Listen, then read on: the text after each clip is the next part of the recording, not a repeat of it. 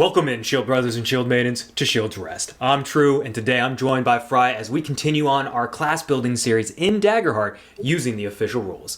This time we're building a Guardian, so let's get into it.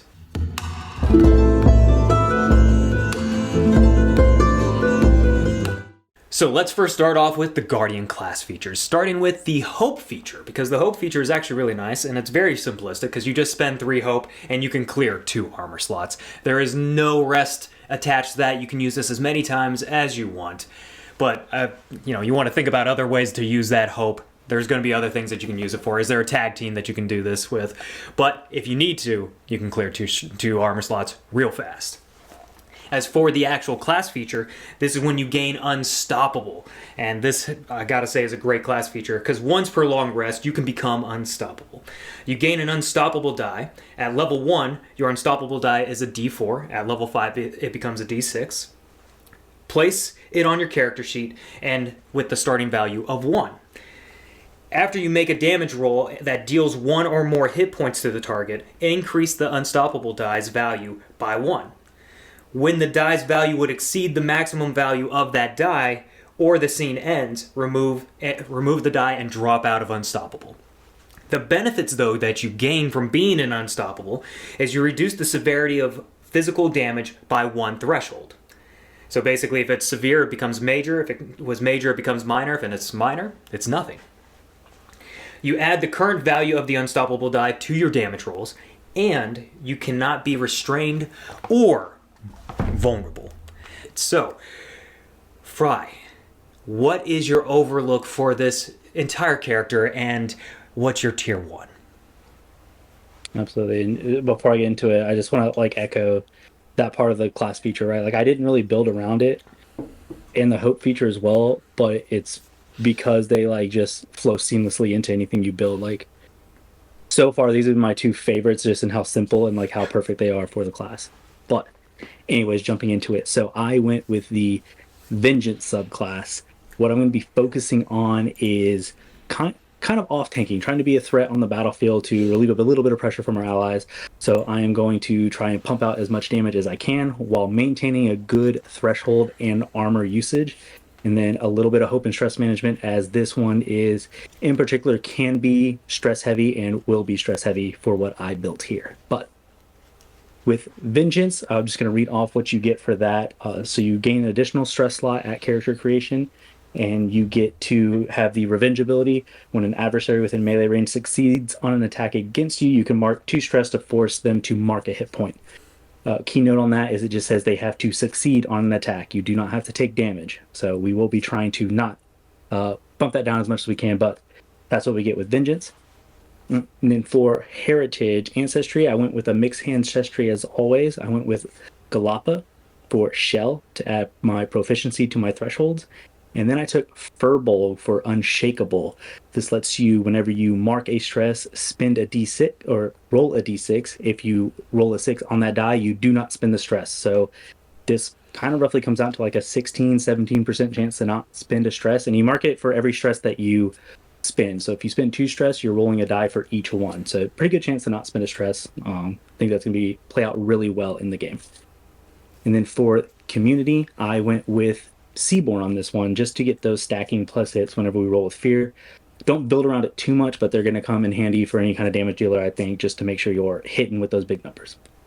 For traits, I took my Agility to 1, my Strength to 2, Finesse I put at a -1, Instinct at 0, Presence at a +1, and Knowledge at a 0. And I'll be bumping Strength and Presence throughout. Those will be my 2 main stats there. All right, and then for my domain cards, first I took up Not Good Enough from Blade. This is going to allow me to re-roll any 1s and 2s that I roll. It's just going to help bump my damage up a little bit here in the first few levels. And then I went with Bare Bones. So I'm going to go armorless for this one.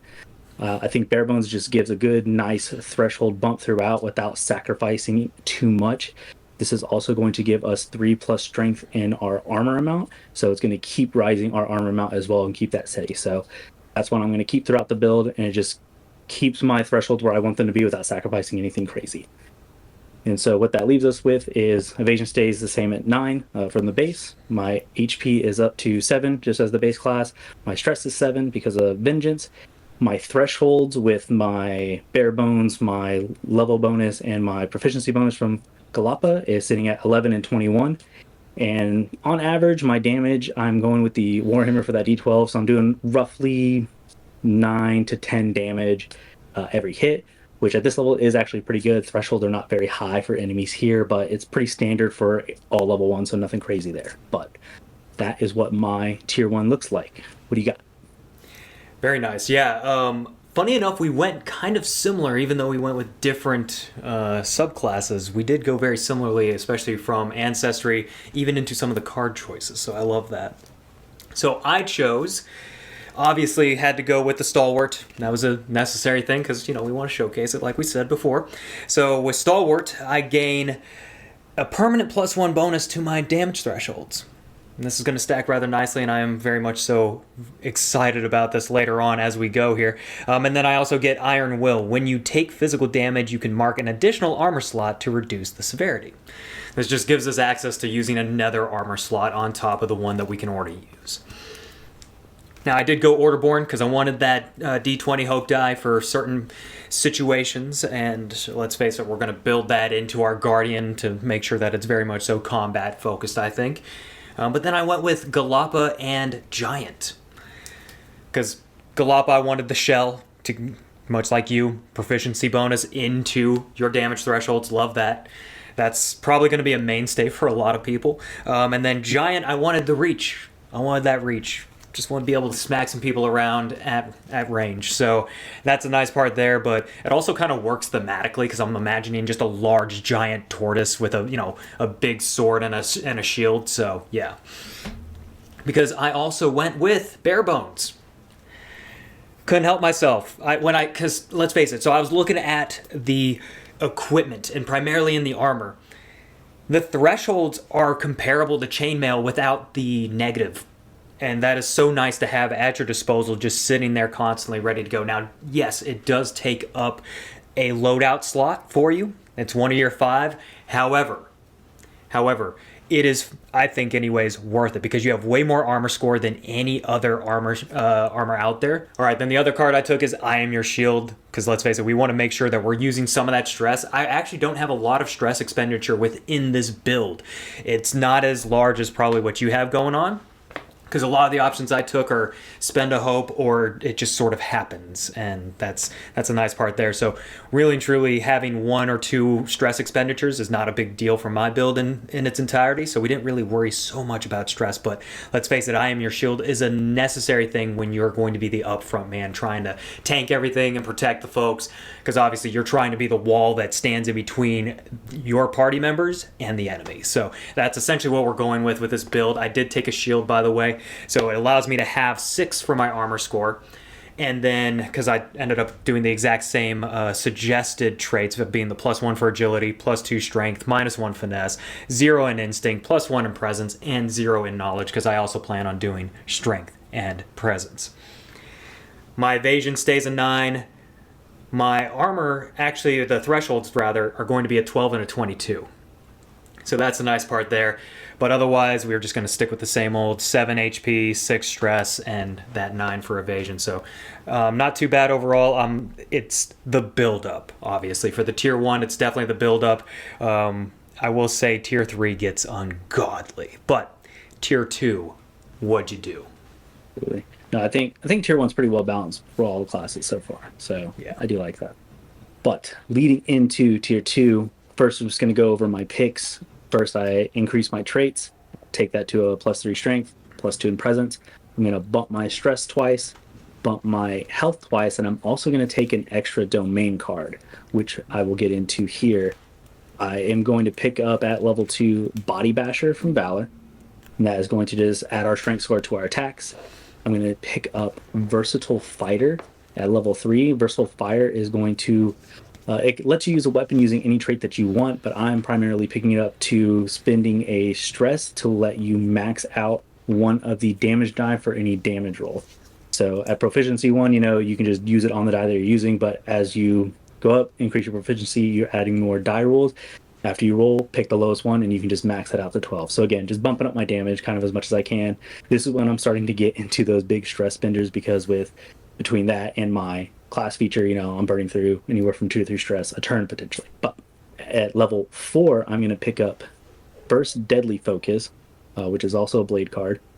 Deadly Focus is going to allow me to pick a target and basically make them my focus. And while they are my focus and I am fighting them, actively engaging with them and not attacking anyone else, I will add +1 to my proficiency. So kind of get to bump my proficiency up to 3 here when I'm fighting my target that I want. For my extra domain card that I picked up, I'm going to pick up Goad Them On from Valor 4.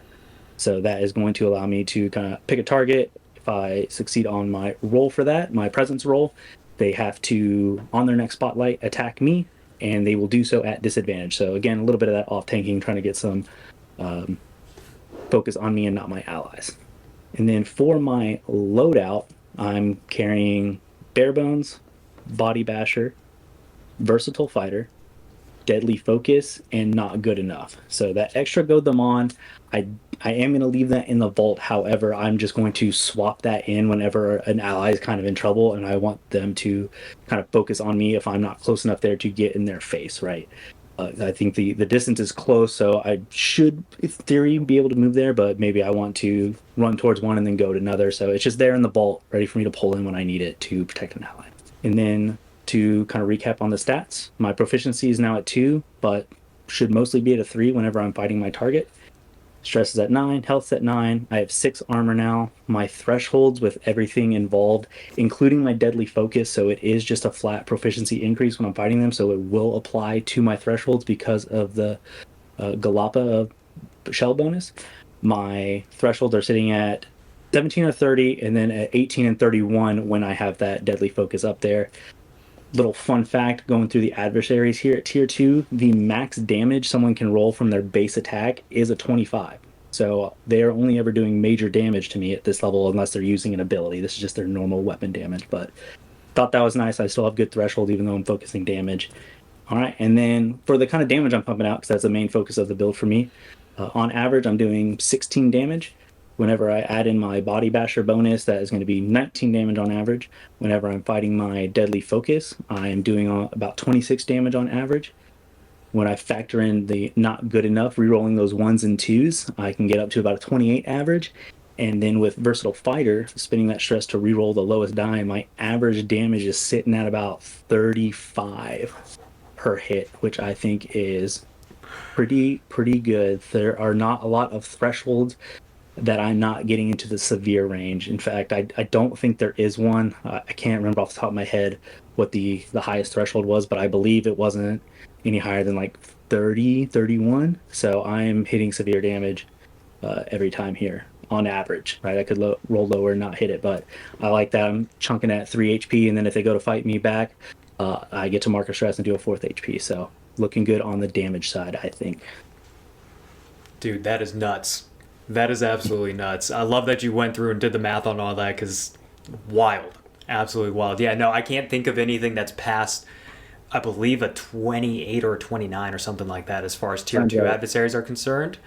Minusing, obviously, homebrew adversaries. But yeah, that is incredible. Because you're definitely getting severe damage even on me if you hit with a 35, because my armor score is an 18 and a 31 instead, and then +1 and +1 because I also took Deadly Focus, but we'll get into that in a second. So obviously proficiency 2, tier 2. I do go for the trait increase to increase my strength to 3 and my presence to +2. I also ended up increasing my evasion by 1 and my hit points by 2. So I'm going to have 9 hit points. I did also increase my stress, so that way I have 8 stress, 9 hit points, and 10 for my evasion. So I went pretty hard into that. Felt like an early cost that needed to be paid up front there, because that stress number is what I'm going to keep for the rest of my time, because I really don't need as much stress as what I can tell you're going to need, especially for your particular build. But my armor score is a 7, so that's the nice part there. And then, like I said, I've got an 18 and a 31, and because I also took Deadly Focus, that's going to give me that 19 and 32 if I'm using that. Love that to death. But for my level 2, I took a Soldier's Bond. Again, we want to bring in this idea that we are here for the team, and what better way than handing out 3 hope, you know? Especially for yourself and somebody else. Can't go wrong with that. Same goes for Lean On Me, because let's face it, if we're in the same party, I better be able to clear 2 stress on you, so that's going to be in there. And then, like I said, Deadly Focus for the exact same reasons. I want to be able to focus in on somebody, gain that proficiency bonus, and just go to town. So yeah, definitely love the tier 2 because this is really building it out really nicely. It's where we kind of get our Guardian chops at through all of these items here. So yeah, absolutely love that. But I unfortunately don't have a vault like you do, so we're going to move on then, because that's my entire hand. What does your tier 3 look like then? Because I can only imagine the amount of damage that you're going to be able to increase to. Oh yeah, no, it's I think tier 3 is where we're finally gonna split. We've been pretty close so far, but Yeah. first off, I'm going to increase my proficiency right away. So I would get my 3rd one here. I'm going to increase it to the 4. I'm going to increase my traits, +4 strength, +3 presence, and then I'm of course going to take my subclass upgrade. So for Vengeance, my specialization feature is Act of Reprisal. When an adversary damages an ally within melee range, you gain a +1 bonus to your proficiency for the next successful attack you make against the adversary. So it's a little key difference from Deadly Focus is that this proficiency is just for that next attack that you do on them. I'm also going to increase my stress twice. I'm going to just be bumping my stress primarily from here on out, I believe. Maybe another health when I run out of stress increases. But for my domain cards, I am going to pick up Vitality. This allows you to either increase your stress by 1, your health by 1, or your thresholds by 2, and you get to pick 2 of those options. I, of course, went with stress and thresholds, and then that is permanently vaulted, so it's not going to go into my loadout ever. Next, I'm going to pick up Rage Up. So this allows you to spend a stress to add double your strength bonus to an attack, and you can spend 2 stress on any one use of this. So you can spend 2 stress and basically add your strength times 4 to an attack bonus. I'm also going to now swap out Not Good Enough. I don't need that really anymore. It kind of falls out of my loadout. And then I'm going to swap that over to Whirlwind, which I'll get into it later, but it's going to stick in my vault, and that's just for area of effect purposes. If I got a couple enemies low level that I don't need all my bonuses for, I'll swap Whirlwind in because it is a recall of 0. And then at 7, I'm going to, I think this is the first time I'm doing one of the touched ones. I'm going to do Blade Touched. So this gives us +2 to our attacks and +4 to our severe thresholds as long as we have at least 4 blade cards in our loadout. And then at this level, I'm also going to go ahead and drop Goad Them On. I'm going to go full on damage at this point. So sorry, allies, I do need you to get hit for my extra proficiency bonuses, so I'm going to let them hit you so I can get that in. And I'm going to move on over to Bold Presence, just for some social stuff. This allows us to add our strength to any presence checks that we do. So if we're trying to intimidate or anything, kind of in a social encounter, I'll pop in Bold Presence. Just real quick before I get into the loadouts, my proficiency is, like I said, at 4, up to a +5 with Deadly Focus, and then up to +6 for attack purposes if I have my Act of Reprisal. Stress is at 12, health is at 9, armor is up to 7 now, and then we get into the thresholds here. Just to kind of go through the math on it, my bare bones puts us at 13 and 31. You get +7 from your levels, +4 for Galapa with the proficiency, +5 from that if I have my Deadly Focus on, +2 from Vitality, and +4 from Blade Touch to my Severe only. So this puts me at 26 and 48, 27 and 49 with Deadly Focus. Again, I went through the math. For this threshold, the max weapon damage that you're going to get from an enemy is 44. So with my 49 threshold, unless they have an ability that bumps them past that, they're never hitting my severe damage threshold. I'm always taking major. If I'm in Unstoppable, that's going down to minor. So I'm only taking 1 HP if I don't want to spend armor. So really happy with that threshold there. For my damage, before I get into my damage, let me go into my loadout. My loadout is going to be Bare Bones, Rage Up, Versatile Fighter, Deadly Focus, and Blade Touch, and then everything else is just sitting in my vault. That's my Body Basher, Bold Presence, and Whirlwind. For damage, my average is going to be a 29. With Deadly Focus, I'm up to 36. With Versatile Fighter, that's taken me up to 45. to back it up a little bit, whenever I have Deadly Focus and Active Reprisal, so that's just getting me to 6 proficiency, that's 42. If I add Versatile Fighter on top of that, I'm getting to 52 on average. And then if I really want to go and blow through some stress, I can click Rage up twice, and that is going to get me to 68 damage on average, all for a cost of 3 stress. And it's a little overkill because the highest severe threshold for tier 3 that I found was 41. So I'm well over that threshold. Now I'm just bullying them, but that is what my tier 3 looks like. Gosh dang it, man. I love it. I freaking love it. Yeah, that's excellent. Yeah, for me, I end up going to proficiency 4 here. My armor score does become an 8 overall, because I do increase my strength to 4 and my presence to 3 while we're at it. I do also increase my hit points by 2, so that way I'm at an 11 for HP. I also increase my evasion, giving me an 11 for my evasion, and then my stress remains an 8, like I said before. For my specialization, I did obviously take this Stalwart specialization, gaining that +2 bonus to my thresholds. Had to do that. And then Partners in Arms.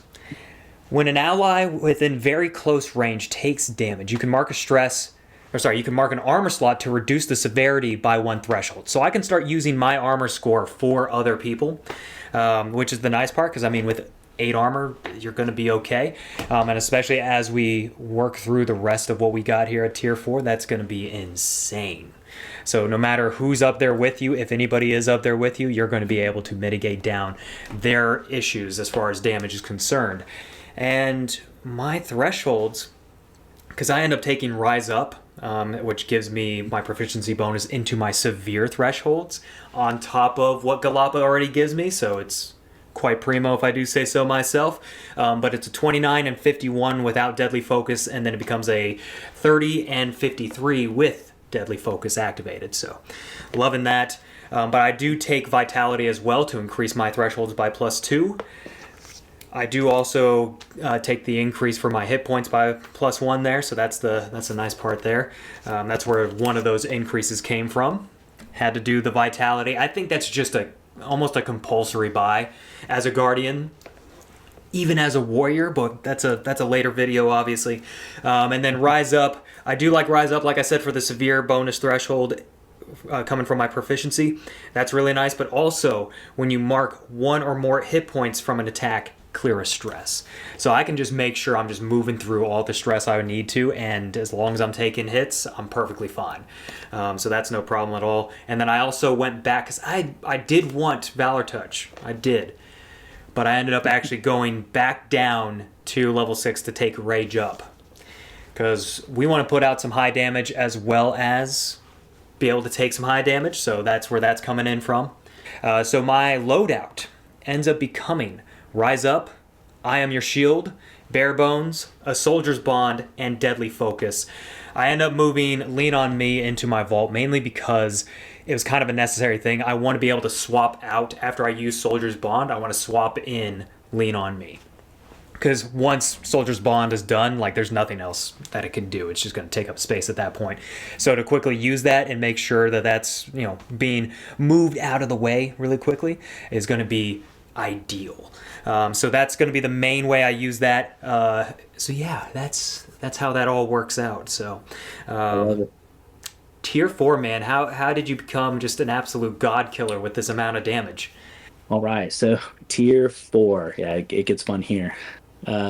Proficiency first, always. I do take myself up to a 6 with the bonus. I know I had Deadly Focus, and then I had kind of that proficiency bonus from my specialization feature, but I do want to just have the proficiency bonus all the time, without any kind of caveats to it. So unfortunately, my specialization subclass feature kind of becomes null and void at this point, because since you can't go past 6 proficiency, but that's okay. We needed it as a stepping stone to what I also pick up, which is the 3rd subclass upgrade, as well as increasing my traits. I take that to +5 strength, +4 presence, and then finally here it's kind of 50-50, right? In the book, it doesn't say you have to stop on your stress. I already have 12 stress at this point, so if you truly want to keep going, I would pump 2 stress to take me up to 14.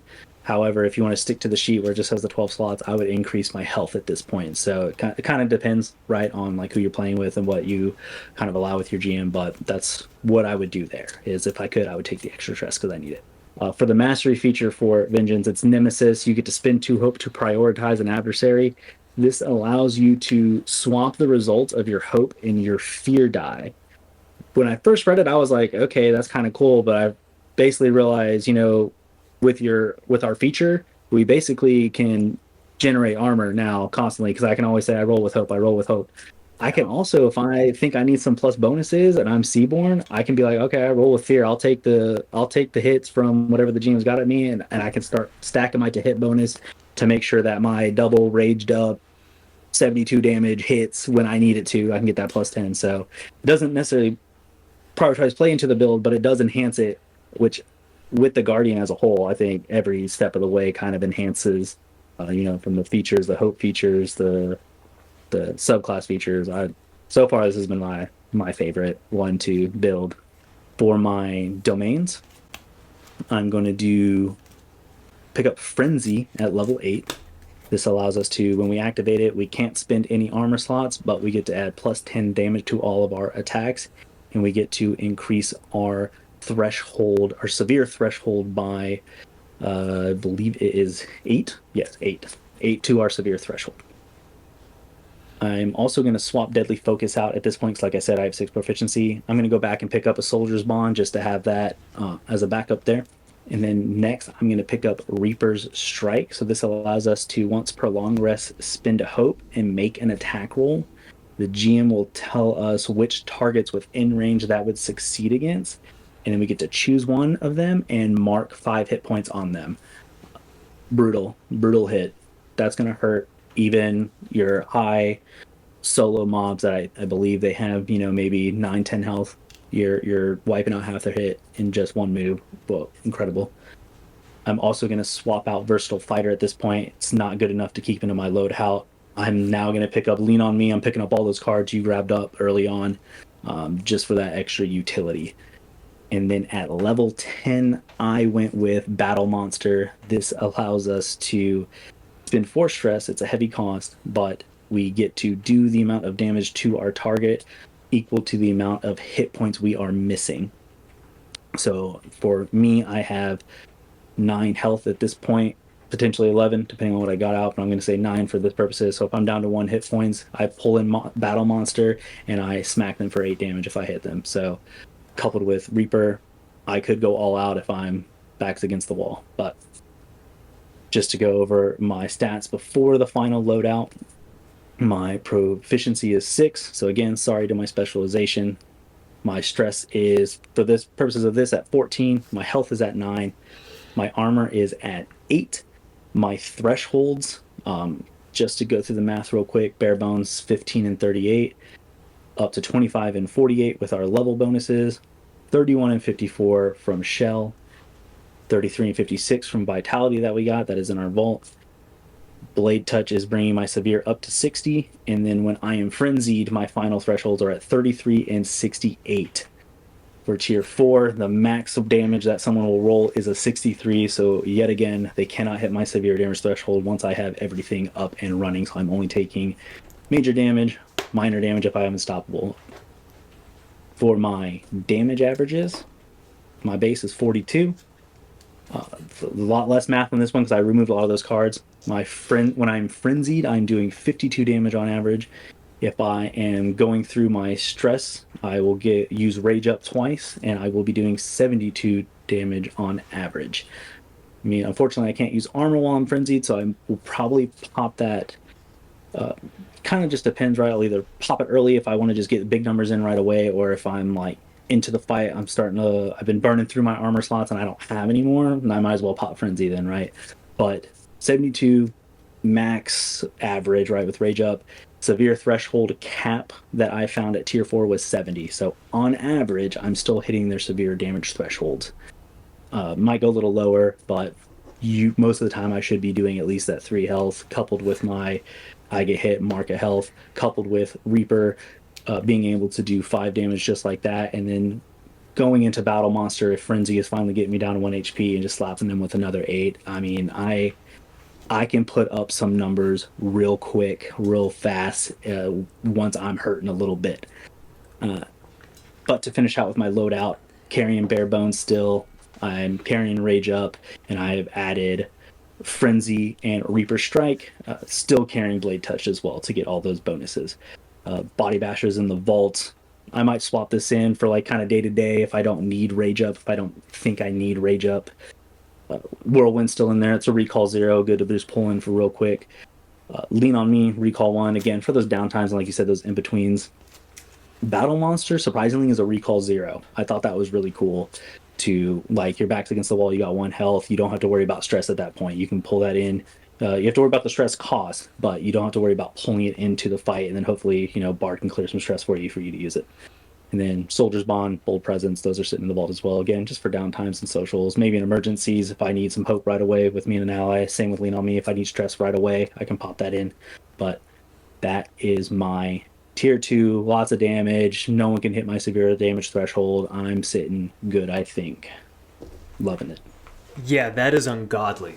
For sure, that is incredible. I love the amount of damage output you've got. That's, insane. Yeah. Absolutely insane. All right, so for my tier 4, I end up going to 6 proficiency as well. I feel like that's an absolute must when you're dealing with proficiency bonuses going into your damage thresholds. You kind of have to. Galapa is like a must for every Guardian out there if you're trying to min-max the hell out of this thing. My strength does go to a +5, and my presence is a +4. So now I have a 9 for my armor score. And because you kind of already gone through the math, I don't really need to now. I was kind of prepared to go through it, but hey, you've already got it all down, brother. So it's going to go to 39 and 68 for me. And then with Deadly Focus, it's going to be a 40 and a 70. So that's how we get almost impossible to hit above a severe. The GM's going to have to really try hard to hit us for that. I'm just saying. I do take the increase for my evasion, just to make sure that I've got at least something going on for myself defensively besides my damage thresholds. Hopefully they're missing half the time, if not more. My HP stays the same. It's going to stay at 11, and my stress is going to stay at 8. But what I do end up taking, though, is the Mastery for Stalwart. I feel like that's an absolute must as well, because obviously +3 to my bonus damage thresholds is, you got to do it at this point. Same goes with Loyal Protector. So when an ally within close range has 2 or fewer hit points, this is the fun part here, and would take damage, you can mark a stress to sprint to their side and take the damage instead. This is going to help us really fulfill all the things that I'm not bringing within my domain deck cards to be able to do that sort of thing. I don't really need to worry about that as much because honestly, there is no rest requirement on that. So that means I can just keep rushing towards them, taking that damage, and I've got enough armor score to be able to deal with that. And let's face it, even if I didn't want to use that, I can clear stress because of my Rise Up. I can then also mitigate down to a minor if I really felt like it, or if I'm in Unstoppable, I might not take anything at all while I'm at it. So yeah, that gets pretty crazy right there. But to kind of try and continue that on and bring in a little bit more of that team play that I'm looking for this particular Guardian, I did take Battle Cry. Battle Cry is a necessary one, especially if you want to be the team bolstering kind of guy and not a bard at the exact same time. Once per long rest, while you are charging into danger, you can muster a rousing call that inspires your allies. All allies who can hear you each clear a stress and gain a hope. They do both. And additionally, your allies gain advantage on attack rolls until you or an ally rolls a failure with fear. That is awesome, and that definitely comes into my loadout because the moment I use it, it's going to go right into the vault. And I'll probably swap it out for something like, I don't know, Lead by Example. Lead by Example is a fun one. And there's a reason why I never took the Valor Touch or the Blade Touch because I just couldn't. I had way too many of both to really have one or the other. So Lead by Example is a definite Valor Touch card you almost need, because again there is no rest requirement on this one. So when you deal damage to an adversary, you can mark a stress, because this is one of our only other stress expenditures here, and describe how you encourage your allies. The next PC to make an attack against that adversary can clear a stress and gain, or gain a hope. So yeah, that's a fun one right there, and that you can just keep using. Especially as I'm using Rise Up, because this is definitely going to be in my loadout with Rise Up here, and something I can easily swap in if so be it, because let's face it, it's only 3 stress, and I'm probably going to be clearing stress like there's no tomorrow. I also took Reaper Strike, though. Had to take Reaper Strike because this is going to be one that I can just have in my loadout and then hot swap out for something else like Lead by Example if I so chose. Because then I can do the 5 hit points and move on with the rest of my day. Hopefully either killing somebody or at least doing enough damage on it. I don't want to go too far into it, but this is definitely one that you want in your loadout and then immediately remove after you use it. The other one I took is going to be Unyielding Armor. This one is great for those with high proficiency because you're going to be rolling a lot of d6s. So when you would mark an armor slot, roll a number of d6s equal to your proficiency. If any, roll a 6, reduce the severity by 1 threshold without marking an armor slot.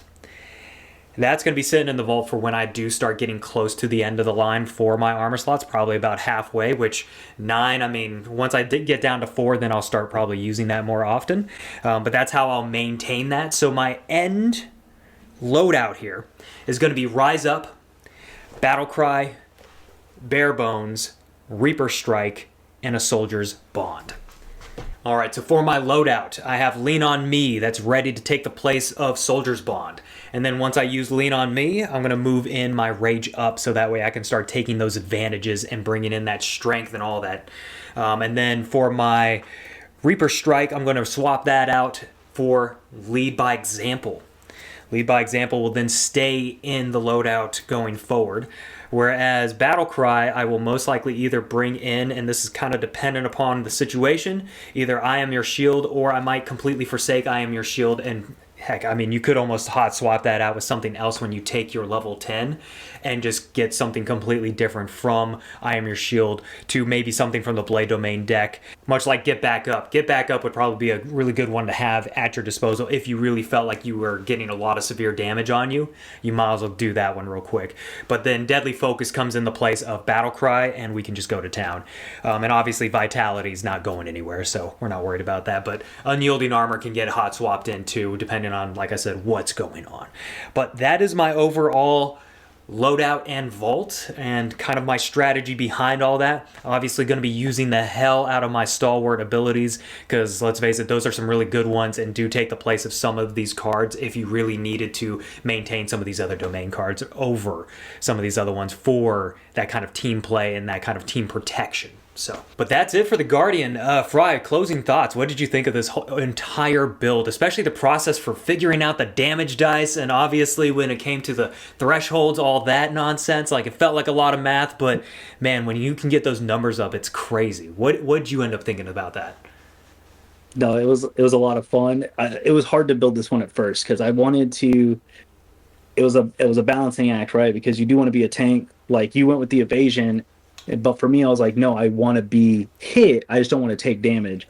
So there was one version of this build where I took the plate, I took the weapon that like lowered my evasion. I think I had like a 5 evasion at one point because I was like, I'm getting hit. But I did not like, losing out on the agility. And Bare Bones is just such a fun card. I played it in the one shot with the fighter. I just love that. It's also like really good in the sense that Bare Bones is a 0 recall. So once you go into town, you can drop that off in your vault. And then if something hits the fan first turn, hey, I pull it out. 0 recall. Don't lose stress. I'm good. I don't know. It's like a Hulk out, but it's there, ready to go. I think once I swapped to the mindset of this is a barbarian, that's what the Vengeance subclass is to me. It's a barbarian. It made it a lot easier to like go for that. And then, like you saw, I focused one big hit. That was my big thing. This is a burst guy. Didn't really like talk too much into it, but it was when I said, yeah, it takes 2 or 3 stress, and I got 12 to 14, so I can hit that 72 3-4 rounds and just keep going. If anything is surviving it at that point, then the team can back me up. But yeah, just going through, I always love to like make sure that the choices matter. So finding those thresholds, finding those damage averages. I'm not a math guy, so if I did those math averages wrong, someone can call me out on it. I did a lot of AI plugging in math programs, making it run multiple times to make sure I'm getting the same number. But yeah, it was a lot of fun. This one has been like the most fun to build and the most versions for myself. I had like a plate version, a chainmail version, three different bare bones versions. So there's a lot you can do with this one. I tried to keep it very middle ground. So if you want to bump your thresholds, lower the damage. If you want to do more damage, lower the thresholds.